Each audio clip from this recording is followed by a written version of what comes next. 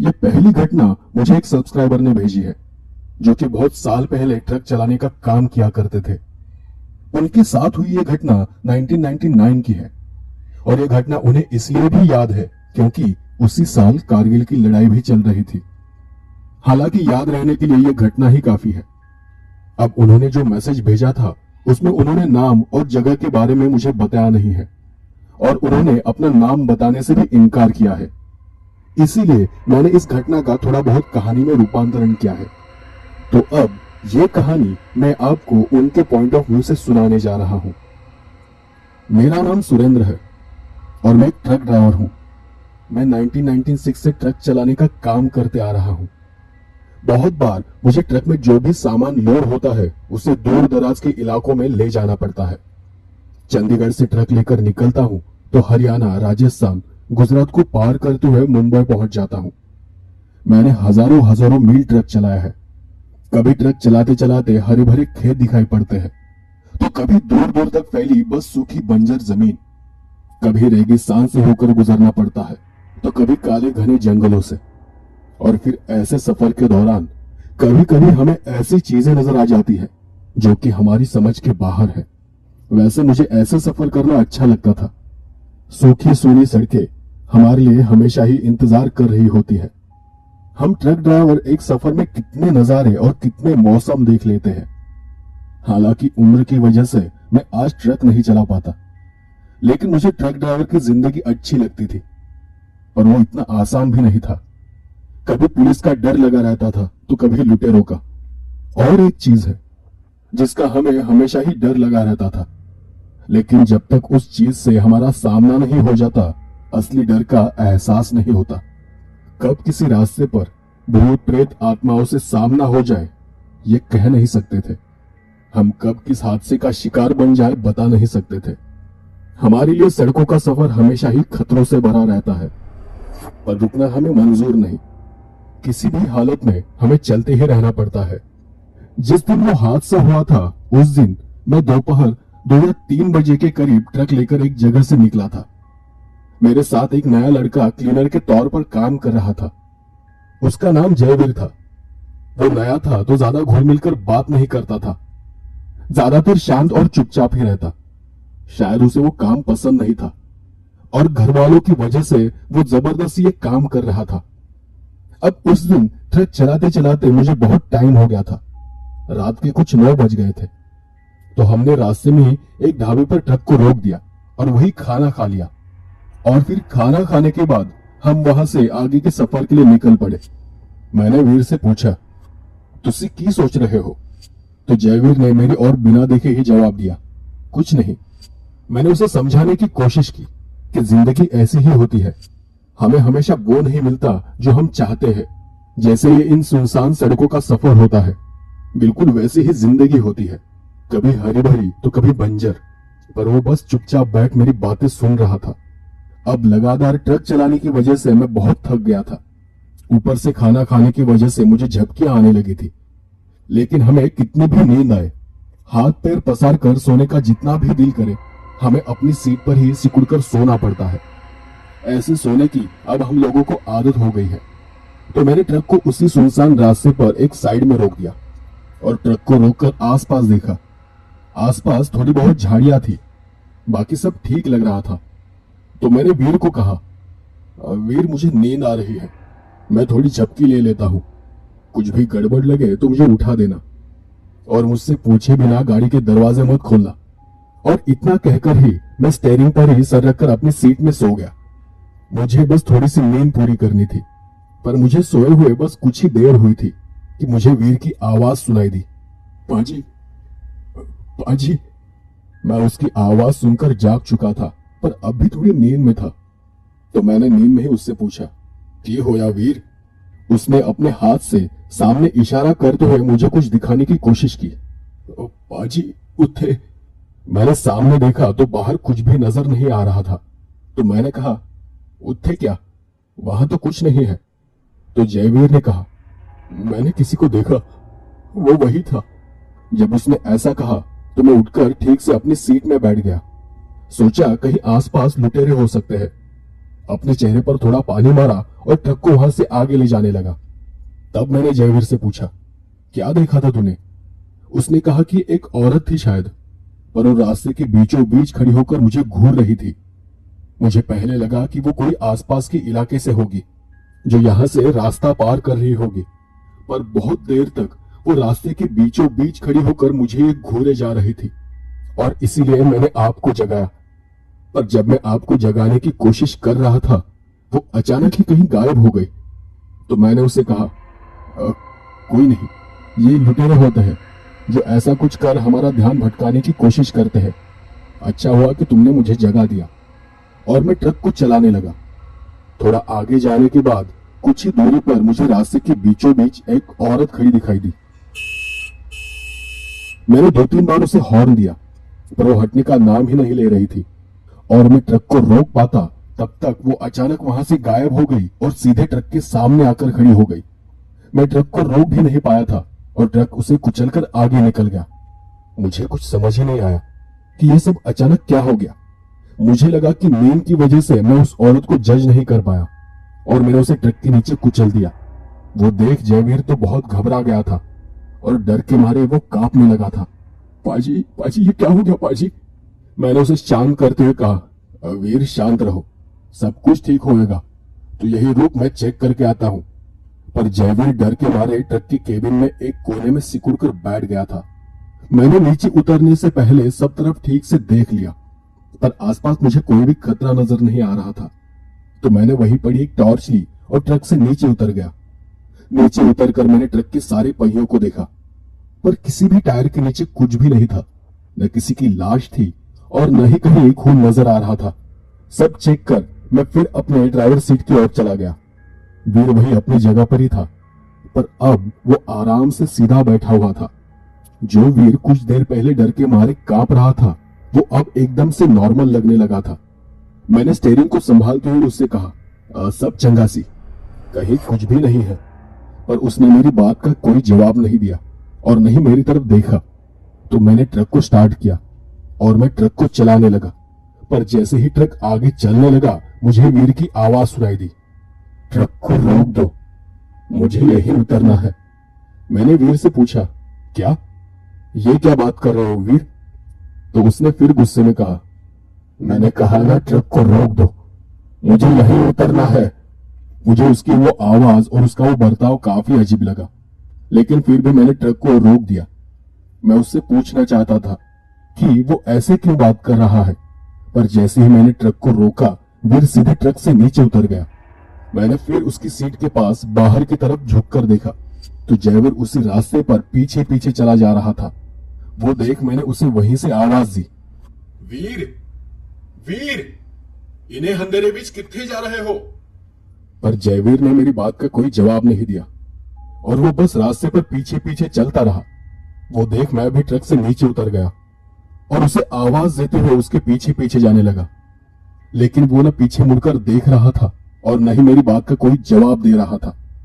अब मुझे भी थोड़ा डर लगने लगा था, क्योंकि वो ट्रक को छोड़कर पीछे बहुत दूर चला गया था और तब मेरे पास ऐसा कुछ नहीं था कि जिससे मैं अपनी रक्षा कर सकूं। लेकिन तब मेरा ध्यान रास्ते पर गया। जैसे जैसे वीर आगे बढ़ रहा था, रास्ते पर उसके पैरों के निशान बनते चले जा रहे थे। उसके पैर लाल लाल और खून से सने हुए थे। मैंने फिर से उसे आवाज दी, वीर रुक जा, आगे खतरा हो सकता है। ऐसा कहते ही वीर अपनी जगह पर ही रुक गया और उसने पीछे मुड़कर मेरी तरफ देखा। वो एकदम चुपचाप और सीधा खड़ा था। उसमें इंसानों जैसी कोई हलचल नजर नहीं आ रही थी। उसकी आंखें किसी मुर्दा इंसान की तरह खुली की खुली थी। मुंह खुला हुआ था और वो बस सीधा खड़ा था। मैं उसके पास चला गया और थोड़ा चिल्लाते हुए बोला, पागल हो गए हो क्या वीर? खुद भी मरोगे और मुझे भी मरवाओगे। चलो ट्रक के पास वापस चलो। और मैं उसके हाथ को पकड़कर उसे खींचते हुए वापस ले जाने लगा, पर अचानक ही उसके चेहरे का रंग बदलने लगा और उसने बहुत ही अजीब और डरावना मुंह करते हुए अपने हाथ से मेरे पैरों की ओर इशारा किया। मैंने अपने पैरों की ओर नीचे देखा और नीचे देखते ही मेरी धड़कन रुक सी गई। मैं एक लाश पर खड़ा था। वो किसी औरत की लाश थी। सब तरफ खून ही खून फैला हुआ था। पर उस लाश का सर नहीं था, बस धड़ वहां पड़ा हुआ था। वो देख मुझे उल्टी जैसा महसूस हुआ। मैं कुछ समझ नहीं पा रहा था कि ये सब क्या हो रहा है। ये सच में मैंने किसी को कुचल दिया है या फिर ये सब वहम है, क्योंकि अभी थोड़ी देर पहले मैंने खुद चेक किया था, तब तो वहां कोई लाश नहीं थी। वो देख मेरे हाथ पांव ठंडे पड़ चुके थे। मैं वीर को और जोर से खींचते हुए लेकर जाने लगा, तो उसने फिर रास्ते की दूसरी तरफ देखने का इशारा किया। मैं वहां देखना नहीं चाहता था। मैं उसे आगे आगे खींच रहा था, तो वो मुझे बार बार पीछे खींच रहा था, और मैंने टॉर्च को दूसरी तरफ मारते हुए देखा तो वहां उसी लाश का सर पड़ा हुआ था। उसकी बड़ी बड़ी आंखें पूरी की पूरी खुली थी और वो मुझे घूर रही थी। मैंने फिर उसे ध्यान से देखने की कोशिश की तो उस टूटे हुए सिर ने अपनी दोनों आंखें झपकी। वो देख मेरा दिल बैठ सा गया। मुझे ऐसा लगा जैसे मेरे हाथ पांव सुन्न हो गए हो। चलने की उनमें ताकत ही नहीं थी। मैंने वीर का हाथ छोड़ दिया और जैसे तैसे ट्रक के पास जाने की कोशिश करने लगा, पर वो थोड़ी दूरी भी मुझे बहुत लंबी लग रही थी, क्योंकि मैं पूरी ताकत से अपने पैरों को उठा नहीं पा रहा था। मुझे पीछे से हंसने की आवाज आ रही थी। तब मैं इतना डरा हुआ था कि बताना मुश्किल है कि वो आवाज असल में किसकी थी, पर मेरा ट्रक ही मेरा सहारा था और मैं किसी तरह ट्रक के पास पहुंच गया। मैंने देखा कि मेरे पैर भी खून से सने हुए थे और ट्रक के अंदर जाने से पहले मैंने एक बार फिर से पीछे मुड़कर देखा। ठीक से नजर नहीं आ रहा था, पर वीर अब भी वही उसी जगह पर खड़ा दिखाई दे रहा था। अब तक मैं यह समझ चुका था कि वीर पर अपने आप का काबू नहीं है, वो किसी और के काबू में है। मैंने सीट पर बैठते हुए फिर एक बार टॉर्च को पीछे मारते हुए वीर को देखा, तो वीर उस टूटे हुए सर को अपने हाथों में पकड़कर वही खड़ा था और वो अपनी गर्दन को हिलाते हुए मुझे देख रहा था। मैं जाकर झट से अपनी सीट पर बैठ गया और मैंने ट्रक को स्टार्ट किया, पर अगले ही पल मुझे वीर का ख्याल आया कि ये मैं क्या कर रहा हूं। वीर मेरी जिम्मेदारी है और उसे मैं ऐसी हालत में यहां छोड़कर नहीं जा सकता। आखिरकार मैंने ट्रक को पीछे लिया। वो रास्ता बहुत ही सुनसान था। वहां एक भी गाड़ी नजर नहीं आ रही थी कि जिससे मैं मदद मांग सकूं, लेकिन फिर भी मैं ट्रक को पीछे लेकर चला गया और जाकर ट्रक को वीर के पास रोक दिया। वहां जाते ही मैंने वीर को आवाज दी, वीर, वीर जल्दी से अंदर आ जाओ, वरना मैं यहां से चला जाऊंगा। वीर ने रोती हुई मेरी तरफ देखा और कहा, मुझे बचा लो पाजी, मैं समझ नहीं पा रहा हूं कि मैं ये क्या कर रहा हूं। और उसके ठीक बाद मुझे दो आवाजें सुनाई दी, तुमने मुझे मारा है और मैं तुम्हें यहां से जाने नहीं दूंगी। वो आवाज उस टूटी खोपड़ी और वीर दोनों के मुंह से आ रही थी। वो आवाज सुन मेरी हालत और खराब हो गई। मैंने वहीं पड़ी एक रस्सी उठाई और हिम्मत कर सीधे नीचे उतर गया। मुझे देख वीर उस टूटे सर को लेकर वहां से भागने की कोशिश करने लगा था, पर किसी तरह मैंने उसे रोक दिया और रस्सी से उसके हाथ पर बांध दिया। उसे अपनी पीठ पर उठाकर जाकर ट्रक में डाल दिया, पर वो चीज अब भी उस पर सवार थी। वो अब भी अजीब आवाज में बात कर रहा था, पर मैं एक बात जान चुका था कि मुझे मेरी और उसकी जान बचानी है तो हिम्मत से काम लेना होगा। और मैं बिना उसकी ओर ध्यान दिए ट्रक को चलाने लगा। उस जगह को छोड़ आगे जाने के बाद मेरे बेहोश सा पड़ा रहा। उसकी तबीयत खराब होती जा रही थी। मैं बस आसपास अस्पताल ढूंढ रहा था कि कहीं उसे दिखा सकूं, पर वो बहुत ही दूर दराज का और सुनसान इलाका था। कुछ देर बाद उसे थोड़ा सा होश आया तो मैंने उससे पूछा, वीर कि तुसी उन चंगे हो? मैंने उससे पूछा कि तुम ठीक हो, तो उसने बेहोशी की हालत में ही जवाब दिया, मैं चंगा हाँ पाजी, मैं चंगा हाँ।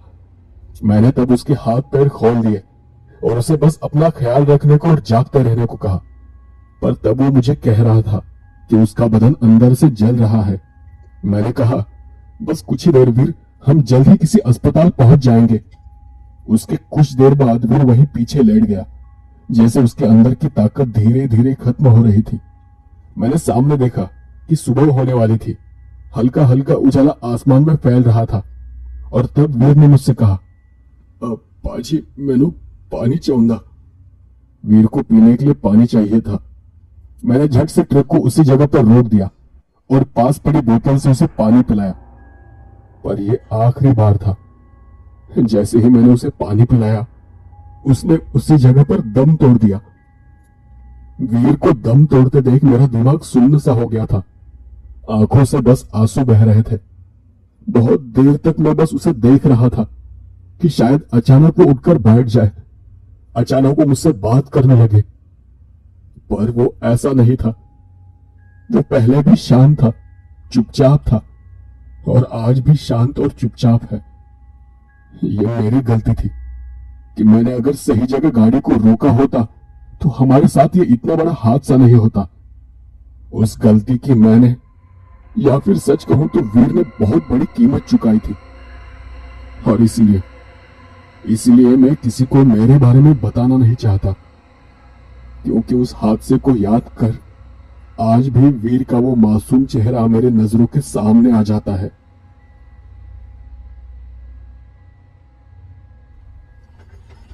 ये घटना मेरे मामा और उनके एक दोस्त के साथ हुआ एक डरावना हादसा है। ये तब की बात है जब लोग दूर किसी गांव जाने के लिए बैलगाड़ी का इस्तेमाल किया करते थे। तब एक जगह से दूसरी जगह जाने के लिए आज की तरह गाड़ियां नहीं होती थी। तो एक दिन मेरे मामा ऐसे ही किसी काम से अपने एक दोस्त के साथ किसी दूसरे गांव चले गए थे। उस गांव से वापस आते आते उन्हें काफी देर हो गई थी। लगभग रात ही हो गई थी। रात का वक्त था, कच्ची सड़क और सब तरफ गहरा सन्नाटा था, और वो दोनों बैलगाड़ी से आपस में बात करते हुए आ रहे थे। खेतों के बीच से गुजरता रास्ता था। कहते हैं कि जानवरों को जब खतरा महसूस होता है तो वो अपनी जगह पर ही रुक जाते हैं। उस रात भी उनके साथ बिल्कुल वैसा ही हुआ। जब वो उस कच्चे रास्ते से गांव की ओर जा रहे थे तो बैलगाड़ी के दोनों बैल अचानक ही एक जगह पर रुक गए। मामा ने बहुत कोशिश की, पर वो आगे बढ़ने का नाम ही नहीं ले रहे थे। लेकिन मामा और उसका दोस्त दोनों भी गांव के रहने वाले थे, तो वो इस बात को अच्छी तरह से जानते थे कि जब बैल बिना किसी वजह अचानक रास्ते में रुक जाए तो आगे जरूर खतरा हो सकता है। तो उन्होंने बैलगाड़ी को वही मोड़कर पीछे जाने का फैसला किया और सोचा कि दूसरे किसी रास्ते से गांव जाना बेहतर होगा। अब उस रास्ते के दोनों तरफ 2 से 3 फीट तक घास उगी हुई थी। उस घास के अंदर से बार बार कुछ सरसराने की आवाज सुनाई दे रही थी। मामा ने बैलगाड़ी को पीछे मोड़ने की कोशिश की, पर बैल अपनी जगह से 1 इंच भी नहीं हिले। मामा ने उन्हें मारकर पीटकर भी देखा, पर वो बस अपनी जगह पर ही उछलते और फिर वहीं के वहीं खड़े हो जाते थे। अब उन्हें ये समझ नहीं आ रहा था कि क्या करे और अपने आप को इस मुसीबत से कैसे निकाले।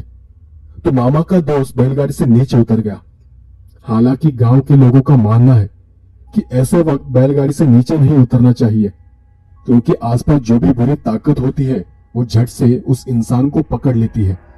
वो दोस्त नीचे उतरकर उस अंधेरे में यहाँ वहां देखने की कोशिश करने लगा कि कहीं बैल के पैर में कोई कील वगैरह तो नहीं घुसा है।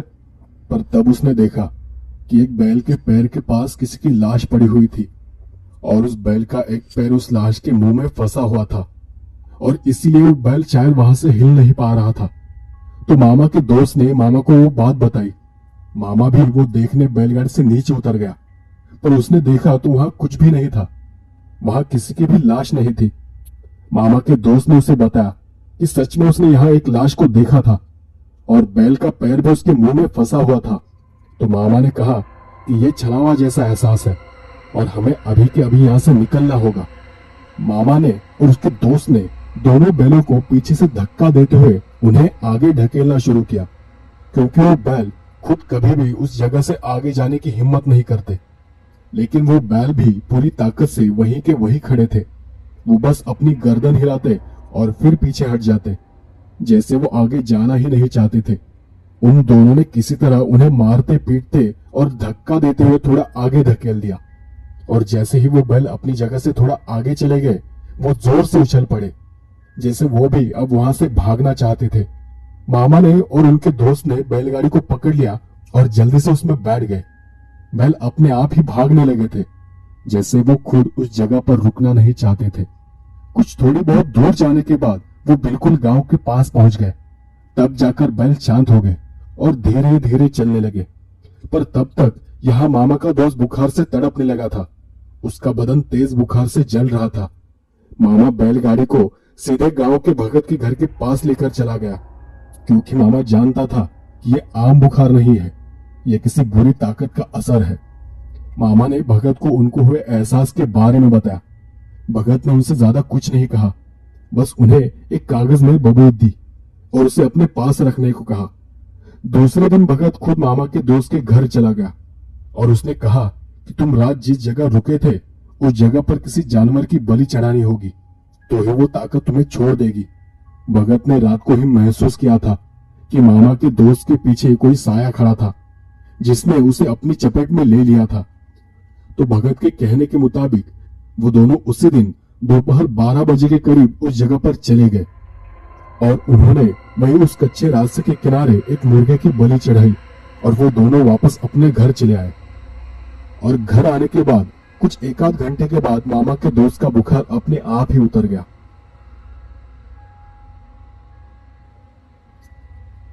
दोस्तों, ये कहानी मुझे मेरे एक दोस्त ने बताई थी। ये उसके गांव की एक सच्ची कहानी है। ये कहानी उसके एक दोस्त के साथ हुई एक सच्ची घटना है। तो अब ये कहानी मैं उसके दोस्त के नजरिए से सुनाने जा रहा हूं। मेरा नाम विराज है और ये तब की बात है जब मेरी उम्र 12 या 13 साल थी। मेरे स्कूल के एग्जाम खत्म हो गए थे और गर्मियों की छुट्टियां शुरू हो गई थी। तब मेरे पापा को काम से छुट्टी नहीं मिल पा रही थी, तो हमारे ही गांव के कुछ लोग जो जॉब की वजह से मुंबई में रहा करते थे, उनके साथ पापा ने मुझे मेरे गांव भेज दिया। मेरा गांव नासिक है और तब मैं मेरे दादा दादी के घर जाने के बजाय मेरे नाना नानी के यहाँ रहने चला गया था, क्योंकि वहां मेरे बहुत सारे दोस्त थे और वहां का मौसम भी मुझे अच्छा लगता था। जब मैं घर पहुंचा तो नाना जी घर पर नहीं थे। मेरे घर आते ही नानी ने पहले मुझे कुछ मीठा खाने को दिया और जैसे ही मेरे दोस्तों को पता चला कि मैं शहर से आया हूं, मेरे सारे दोस्त मुझसे मिलने वहां चले आए। तो अब घर में रुकने का सवाल ही नहीं था। मैंने बैग को वहीं रख दिया और उनके साथ खेलने चला गया। घर से जाते वक्त नानी ने बस इतना ही कहा कि धूप में खेलते मत बैठ जाना, नहीं तो बीमार पड़ जाओगे। आज ही शहर से आए हो तो थोड़ा ध्यान रखना। मैं हाँ हाँ करते हुए जल्दी जल्दी मैं घर से बाहर निकल गया। दोपहर तक हम गांव में यहाँ वहां खेलते रहे। कभी किसी मंदिर में जाकर बैठ जाते, तो कभी किसी दोस्त के आंगन में खेलने बैठ जाते, कभी किसी खेत में घुस जाते, तो कभी किसी पहाड़ के पास जाकर पेड़ों पर चढ़ने लगते थे। और हाँ, ये बात तो मैं आपको बताना ही भूल गया, हमारे गांव को लगकर ही एक छोटा सा पहाड़ है। उस पहाड़ के नीचे ही जामुन के बड़े बड़े बहुत सारे पेड़ थे। उन पेड़ों की वजह से वहां बहुत ठंडी छांव होती थी, तो वहां खेलना हमें अच्छा लगता था। अब दोपहर हो गई थी और हम वही पेड़ों के पास खेल रहे थे। जब मैं पेड़ पर चढ़कर एक टहनी पर बैठा हुआ था, तब खेल खेल में मेरा ध्यान नीचे जमीन की ओर चला गया। वहां धूप में मुझे कोई चीज चमकती हुई दिखाई पड़ी। मैं झट से पेड़ से नीचे उतर गया और मैंने जमीन पर से थोड़ी मिट्टी हटाकर देखा, तो वो कोई सोने जैसी चमकती चीज थी। मैंने उसे जमीन से खींचकर बाहर निकाला। उसे बाहर खींचते ही उसके साथ साथ लकड़ी जैसा कुछ छोटा सा टुकड़ा बाहर निकल आया। तब मैंने देखा तो वो एक सोने के रंग का कंगन था। अब वो सच में सोना था या कुछ और था, तब इतना समझ नहीं आता था, पर खेल खेल में मैंने उसे मेरी जेब में रख दिया और फिर वही खेलने लगा। दोपहर धूप बहुत बढ़ने लगी थी, तो हम सभी को बहुत जोरों की भूख और प्यास लगी थी। तो हम सब ने अपने अपने घर जाने का और धूप कम होते ही शाम को वापस उसी जगह मिलने का फैसला किया और हम सब वहां से चले गए। घर जाकर मैंने खाना खाया। नानी ने मेरे लिए बहुत ही अच्छा खाना बनाया था और खाना खाने के बाद सुस्ता कर मैं वही बिस्तर पर लेट गया। अब मैं सोया तो नहीं था, पर बस करवटें बदल रहा था। जब मैं करवट बदल रहा था तो मुझे जेब में कुछ गर्म चीज महसूस हुई। मैंने झट से जेब में हाथ डालकर उस चीज को जेब से निकालकर झटकते हुए दूर फेंक दिया। तब मैंने देखा तो वो वही कंगन था जो मुझे खेलते वक्त मिला था और मैं असल में ये भूल ही गया था कि मेरी जेब में वो कंगन है। मैंने वापस जाकर उसे उठा लिया और वो कंगन मैंने नानी को दिखाया। नानी ने भी उसे ठीक से देखा और कहा कि ये सोने का कंगन लगता है, पर तुम्हें कहां से मिला? तो मैंने कहा कि मैं वो पहाड़ी के नीचे पेड़ों के पास खेलने चला गया था, तो वहीं पड़ा हुआ मिला। तो नानी ने कहा, अच्छा ठीक है, पर ये हमारा नहीं है, तो अगर कोई इंसान इस कंगन को ढूंढते हुए आ जाए तो ये उसे दे देंगे। और नानी ने उस कंगन को एक अलमारी के अंदर लॉकर में रख दिया। अब शाम होते ही मैं फिर दोस्तों के साथ खेलने चला गया और खेल खेल में मैं उस कंगन वाली बात को भूल भी गया। खेल खेल में कैसे वक्त निकल गया पता ही नहीं चला। शाम ढलने लगी थी और अंधेरा होने लगा था। हम सब वहां लुका छुपी खेल रहे थे, पर थोड़ा अंधेरा होने के बाद भी हम सब दोस्त वही पेड़ों के पास खेल रहे थे। और तब हम सबको एक आवाज सुनाई दी। हम सब खेलते खेलते रुक गए। हम तब कुछ 4 या 5 दोस्त थे। हम सब ने यहां वहां देखा, पर वहां कोई नहीं था। तो हम सब आपस में ही पूछने लगे कि किसने आवाज निकाली, पर हम में से किसी ने वो आवाज नहीं निकाली थी। और अगले कुछ ही पल में फिर से किसी ने हमें आवाज दी। हम सब फिर से रुक गए और एक दूसरे की ओर देखने लगे। तब हम में से किसी एक का ध्यान एक पेड़ के पास गया और उसने हम सबको कहा, अरे वो देखो, वहां कोई है। हम सब ने मुड़कर उस पेड़ की ओर देखा तो उस पेड़ के पीछे छिपकर कोई हमें देख रहा था। उसका बस थोड़ा सा चेहरा और एक आंख नजर आ रही थी। तो तभी एक दोस्त ने कहा, अरे चलो अब घर चलते हैं, बहुत देर हो गई है। और उस औरत ने फिर हमें वैसी ही आवाज दी। हम सब फिर वहीं के वहीं रुक गए। तब उस पेड़ के पीछे जो कोई भी औरत थी, उसने सिर्फ अपना एक हाथ बाहर निकाला और अपने हाथ से इशारा करते हुए हमें पास बुलाने लगी। वो किसी औरत का ही हाथ था, क्योंकि उन हाथों में चूड़ियां नजर आ रही थी। उस हाथ के इशारे को देख एक दोस्त उस पेड़ की ओर बढ़ने लगा। तो उस औरत ने फिर अपने हाथ से उस दोस्त को अपनी जगह पर ही रुकने का इशारा किया और अपनी उंगली से मेरी ओर इशारा करते हुए मुझे उस पेड़ के पास आने को कहा।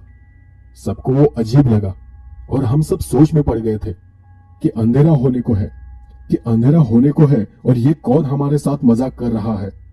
हम सब ने फिर से एक बार एक नजर एक दूसरे को देखा और फिर हम सब मिलकर उस पेड़ के पास जाने लगे। तो उस औरत ने झट से अपने हाथ को अंदर ले लिया और अपने चेहरे को पेड़ के पीछे छुपा लिया। पर जैसे ही हम सब पेड़ के पास पहुंचे, वहां कोई नहीं था। हम सब ने पेड़ के चारों ओर चक्कर लगाकर देखा, पेड़ के ऊपर भी देखा, पर कहीं कोई नहीं था। तब हम सब हैरान थे कि ऐसे कैसे हो सकता है, कोई अचानक कैसे गायब हो सकता है। और फिर हम मजाक मजाक में भूत भूत चिल्लाते हुए घर की ओर भागने लगे। गांव पहुंचने के बाद भी हम सब आपस में ही उसी बारे में बात किए जा रहे थे। अजीब था ना वो, पता नहीं कौन था, पर उसने हमें डरा दिया। रात होने पर मैं अपने घर चला गया। नाना जी तब घर पर आ चुके थे। उनके साथ मैंने बहुत सारी बातें की और फिर खाना खाने के बाद मुझे बहुत नींद आने लगी थी, तो मैं सीधे सोने चला गया। तब पता नहीं मुझे सोए हुए कितना वक्त हुआ था, रात के कितने बजे थे वो भी पता नहीं था। पर जहां मैं सो रहा था उस कमरे में मुझे अचानक ही ठंड लगने लगी और मेरी नींद खुल गई। मैंने सोचा कि गर्मियों के दिन होकर भी मुझे इतनी ठंड क्यों लग रही है। पर तब मुझे ये एहसास हुआ कि मेरे पास कोई बैठा हुआ है। उसकी सांसों की घू घू करके आवाज सुनाई दे रही थी। मैंने धीरे से सर से चादर को हटाया और देखा तो कमरे में एक तरफ कोई औरत बैठी हुई थी। उसकी पीठ मेरी तरफ थी और उसका चेहरा दिखाई नहीं पड़ रहा था। मुझे लगा कि शायद वो नानी है और यहाँ मेरे साथ सोने चली आई होगी, तो मैंने उसे आवाज दी, नानी, नानी, पर उसने कोई जवाब नहीं दिया। अब मुझे भी डर लगने लगा था। धड़कन तेज होती चली जा रही थी। ठंड इतनी ज्यादा बढ़ चुकी थी कि चादर होने के बावजूद भी मैं कांप रहा था। अब असल में मैं ठंड और डर दोनों की वजह से कांप रहा था। बहुत देर तक मैं वैसे के वैसे ही पड़ा रहा, लेकिन फिर मुझे अंदर घुटन सी होने लगी। तब मैं चादर को अपने ऊपर से हटाने ही वाला था कि मुझे चादर के ऊपर किसी का हाथ महसूस हुआ और उसके साथ साथ ही एक आवाज आई। यह बिल्कुल वैसी ही आवाज थी जैसे मैंने शाम के वक्त उन पेड़ों के पास सुनी थी। मैं वैसे ही कांपता हुआ वहां पड़ा रहा। कुछ देर बाद उसने अपना हाथ हटा लिया, पर उस एहसास से मुझे रात भर नींद नहीं आई। फिर सुबह होते ही मैंने नानी की आवाज सुनी, तो मैं झट से उठकर भागकर सीधे कमरे से बाहर चला गया और जाकर नानी से लिपट गया। तो नानी ने मुझसे पूछा, क्या हुआ, इतनी जल्दी क्यों जाग गए? तो मैंने नानी से पूछा, नानी, क्या आप कल रात मेरे कमरे में आई थी? नानी ने कहा, नहीं तो, मैं रात भर यहाँ पास के ही घर में थी। उनकी भैंस को बच्चा होने वाला था ना, तो हम सब वहां रुके हुए थे। तो अब यह बात साफ थी कि रात मेरे कमरे में नानी नहीं थी, कोई और ही औरत थी। नाना जी वही आंगन में एक खटिया पर सो रहे थे। मैंने नानी को फिर कुछ नहीं बताया और मैं जाकर उनके बगल में सो गया। उसी दिन मैं फिर से खेलने चला गया, पर मैंने उन पेड़ों के पास जाने से मना कर दिया और हम सारे दोस्त दूसरी जगहों पर खेलते रहे। यहाँ नानी चूल्हे पर दोपहर का खाना बनाने की तैयारी कर रही थी और नानी का सारा ध्यान सामने था। तब उसे महसूस हुआ कि कोई उसके पास आकर बैठ गया है। उसे 2-3 बार ऐसा महसूस हुआ, पर वो जब भी मुड़कर देखती तो उसे कोई भी नजर नहीं आता था। अब ऐसे मामलों में गांव के लोग बहुत समझदार होते हैं। उन्हें ऐसी चीजों की आदत होती है तो ऐसे एहसास को अच्छे से भांप लेते हैं। नानी को समझते देर नहीं लगी कि घर में कुछ अजीब बात है जो उसे बार बार अपने होने का एहसास दिला रही है। और फिर कुछ देर बाद वो पानी लेने के लिए जैसे ही पीछे मुड़ी तो उसे उसी कमरे के एक कोने में एक काली परछाई नजर आई। वो पूरी तरह से काली थी और उसकी आंखें सफेद नजर आ रही थी, जो कि नानी को ही देख रही थी। लेकिन वो देख नानी को डर नहीं लगा। नानी ने धीरे से चूल्हे से जलती लकड़ी को बाहर निकाला और उसे कोने में फेंकने ही वाली थी कि वो परछाई हवा में कहीं घुल सी गई। उसके बाद भी नानी को कई बार ये एहसास हुआ कि कोई उसके पीछे पीछे चल रहा है, तो उसे समझ आ गया कि अभी के अभी इस चीज का इलाज करना होगा, नहीं तो वो इस घर को नहीं छोड़ेगी। और शाम होते ही जैसे ही नाना जी घर पर आए तो नानी ने उन्हें वो बात बता दी। अब नाना जी पुराने जमाने के इंसान थे और ऐसी चीजों से छुटकारा पाने के टोटके के बारे में वो अच्छी तरह से जानते थे। तो उन्होंने नानी को बाहर ही रुकने को कहा और वो घर के अंदर जाकर हर कमरे की तलाशी लेने लगे। वापस बाहर आकर नाना जी ने नानी से पूछा कि तुम बाहर से कोई भी अनजान चीज कुछ भी घर के अंदर लेकर तो नहीं आई ना? तो नानी ने कहा नहीं तो नाना जी ने एक बात को ठीक ठीक पकड़ा और नानी से कहा कि विराज कल ही शहर से आया है। हो सकता है कि खेल खेल में वो किसी अनजान चीज को घर के अंदर ले आया हो जो कि उसे नहीं लानी चाहिए थी। तो नानी ने कहा अरे हाँ, कल ही शाम को वो एक सोने का कंगन लेकर घर में आया था। कह रहा था कि वो उसे ऊपर पहाड़ों के पास कहीं झाड़ियों में मिला है। नाना जी ने फिर नानी को वो कंगन दिखाने को कहा। नानी ने अलमारी से कंगन निकाल कर नाना जी के हाथ में दे दिया और जैसे ही नाना जी ने उस कंगन को छुआ उन्हें एक अजीब सी ताकत का एहसास हुआ। उन्हें घर के हर कोने में एक परछाई चमकती हुई दिखाई देने लगी। वो जैसे ही आंख झपकते वो परछाई नजर आती थी और जैसे ही आंख खोलते वो गायब हो जाती थी। तो फिर नाना जी ने उस कंगन को एक काले कपड़े में बांध दिया और बहुत देर तक वो दोनों घर के बाहर बैठे रहे। जब मैं शाम को घर वापस आया तो मैंने देखा वो दोनों मेरे घर आने का इंतजार कर रहे थे, पर उन्होंने मुझे घर के अंदर जाने से मना किया। नाना जी फिर उठकर घर के अंदर चले गए और कुछ ही पल में किसी चीज को लेकर बाहर आए। फिर उन्होंने मेरे हाथ को पकड़ा और बस इतना ही कहा कि कुछ भी हो जाए पर मेरे हाथ को छोड़ना मत, और जब तक मैं ना कहूं कोई भी बात नहीं करना। और फिर वो मुझे अपने साथ लेकर कहीं जाने लगे। चलते चलते उन्होंने अपने कुछ दोस्तों को अपने साथ ले लिया। कुछ देर में ही मुझे समझ आ गया कि हम सब उसी पहाड़ी की ओर जा रहे थे। तब मैंने महसूस किया कि कोई मेरे कदमों के साथ कदम मिला रहा है, बिल्कुल मेरे साथ साथ चल रहा है। पर अपना सिर उठाकर अपने आसपास देखने की मुझ में हिम्मत नहीं थी।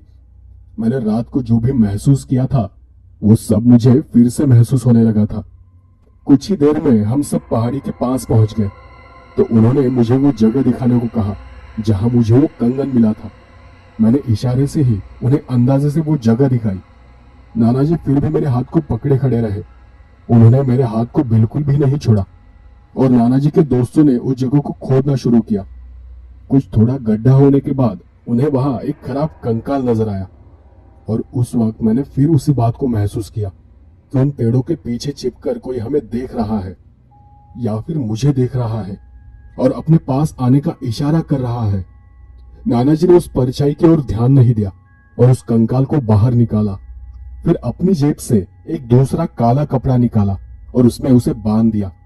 उन्होंने उस कंकाल के साथ साथ वो सोने का कंगन भी बांध दिया और फिर वो सब उसे वही पास ही एक सुनसान जगह पर लेकर चले गए। वहां जाकर उन लोगों ने उस पर कुछ मंत्र वगैरह बोलकर उस कंकाल को जला दिया। शायद उन लोगों ने उस कंकाल का अंतिम संस्कार किया था। वो सब होने के बाद हम सब चुपचाप घर वापस आ गए। नानी तब घर के बाहर ही बैठी थी। नाना जी के आते ही उसने हमारे पैरों पर पानी डाला और उसके बाद हम सब घर के अंदर चले गए। और तब नाना जी ने मुझे बताया कि वो जो कंगन मुझे मिला था वो किसी मुर्दा औरत का कंगन था और तुम उसे घर लेकर आए, इसलिए उसकी आत्मा भी उसके साथ साथ हमारे घर चली आई थी। अच्छा हुआ कि नानी ने भी उस परछाई को महसूस किया था, वरना ऐसी चीजें धीरे धीरे ताकतवर हो जाती है और फिर उन्हें रोकना मुश्किल हो जाता है। तो आगे से ध्यान रखना कि किसी भी अनजान चीज को ऐसे सीधे घर के अंदर मत ले आना। मैं भले ही तब छोटा था, पर मैंने जो भी देखा था वो सब सच था और मैंने पहली बार ऐसी किसी डरावनी चीज का एहसास किया था।